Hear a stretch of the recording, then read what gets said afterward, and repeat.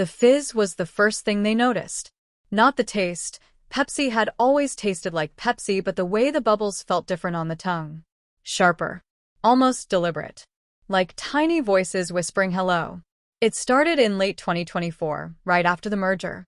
PepsiCo had bought out a little biotech startup nobody had heard of. Nanovita, they called it.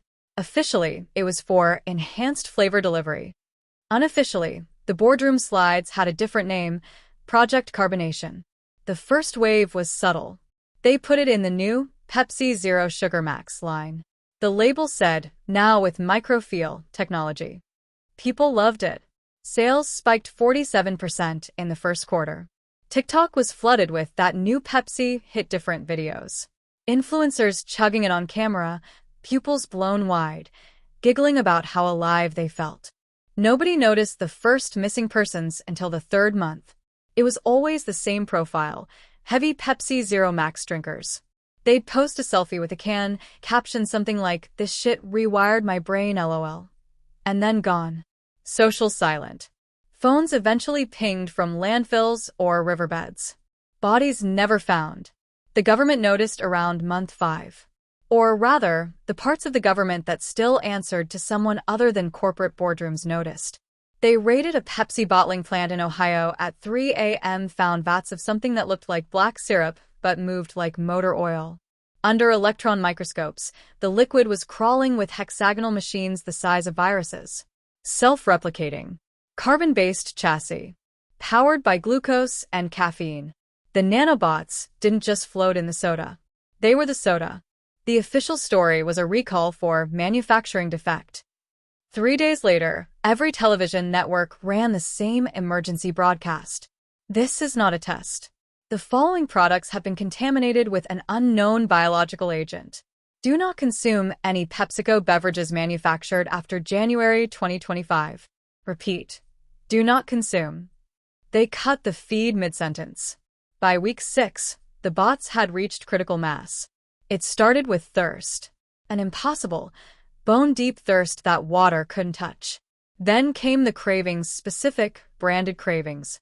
People would wake up at 3 a.m. shaking, clawing at their fridges for anything with the blue swirl logo. If there was none, they'd walk barefoot into the night looking for a 24-hour gas station. Some never came back. Others came back different. The first public conversion was caught on Ring camera in suburban Atlanta. A man in his 30s, already sweating through his shirt, stands in his driveway at 4:17 a.m. He stares at the empty Pepsi can in his hand like it's holy scripture.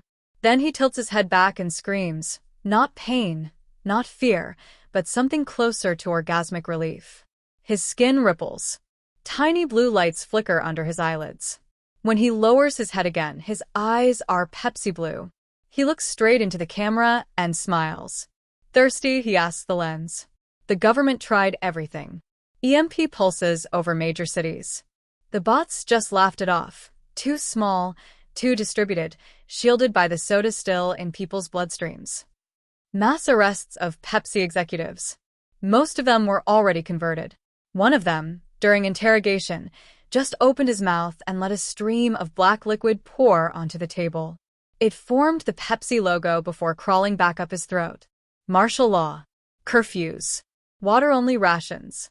People drank the water anyway. They just chased it with whatever Pepsi they could find.